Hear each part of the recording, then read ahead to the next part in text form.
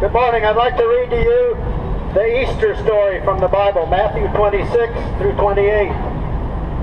When Jesus had finished all of these sayings, he said to his disciples, "You know that after 2 days the Passover is coming, and the Son of Man will be delivered up to be crucified." Then the chief priests and the elders of the people gathered in the place of the high priest, whose name was Caiaphas, and plotted together in order to arrest Jesus by stealth and kill him. But they said, "Not during the feast, lest there be an uproar among the people."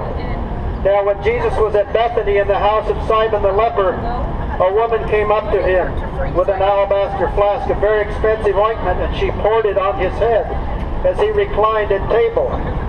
And when the disciples saw it, they were indignant, saying, "Why this waste? For this could have been sold for a large sum and given to the poor." But Jesus, aware of this, said to them, "Why do you trouble the woman? For she has done a beautiful thing to me.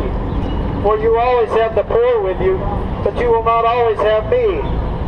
In pouring this ointment on my body, she has done it to prepare me for burial. Truly I say to you, wherever the gospel is proclaimed in the whole world, what she has done will also be told in memory of her."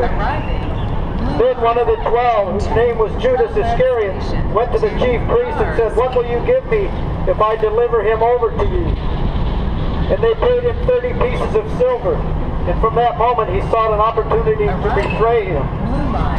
Now on the first day of the unleavened bread, the disciples came to Jesus, saying, "Where will you have us prepared to eat the Passover?" He said, "Go into the city, and a certain man, and say to him, the teacher says, my time is at hand. I will keep the Passover at your house with my disciples." And the disciples did as Jesus had directed them, and they prepared the Passover. And when it was evening, he reclined at the table with the 12. And as they were eating, he said, "Truly, truly, I say to you, one of you will betray me." And they were very sorrowful, and began to say to him one after another, "Is it I, Lord?" He answered, "He who has dipped his hand in the dish with me will betray me. The Son of Man goes as it is written, but woe to the man by whom the Son of Man is betrayed. It would have been better for that man if he had not been born." Judas, who would betray him, answered, "Is it I, Rabbi?" He said to him, "You have said so." Now as they were eating, Jesus took bread, and after blessing it, broke and gave it to the disciples and said, "Take, eat, this is my body." And he took a cup, and when he had given thanks, he gave it to them, saying, "Drink it, all of you, for this is my blood of the covenant, which is poured out for many for the forgiveness of sins. I tell you, I will not drink again of this fruit of the vine until the day when I drink of it with you in my Father's kingdom." And when they had sung a hymn, they went out to the Mount of Olives. And Jesus said to them, "You will all fall away because of me this night, for it is written, I will strike the shepherd, and the sheep of the flock will be scattered. But after I am raised up, I will go before you to Galilee." Peter answered him, "Though they all fall away because of you, I will never fall away." Jesus said to him, "Truly I tell you, this very night before the rooster crows, you will deny me 3 times. Peter said to him, "Even if I must die with you, I will not deny you."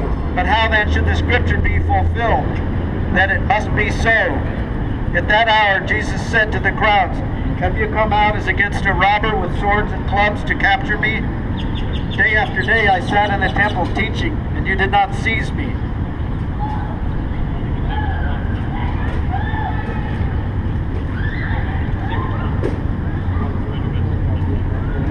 Because I talked to Morgan Lyons, he said just to let him know when we were coming out.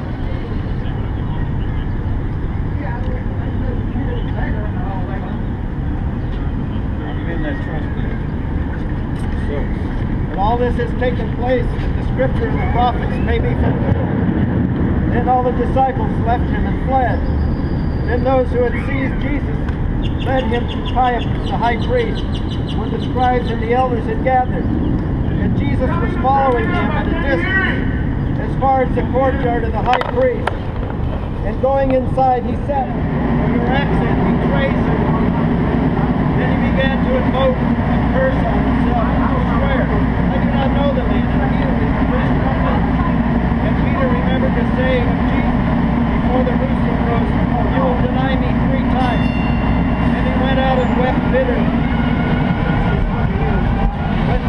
came, all the chief priests and the elders of the people took counsel against Jesus to put him to death. And they bound him and led him away and delivered him over to Pilate, the governor. Then Judas, his betrayer, saw that Jesus was condemned. He changed his mind and brought back the 30 pieces of silver to the chief priests and the elders.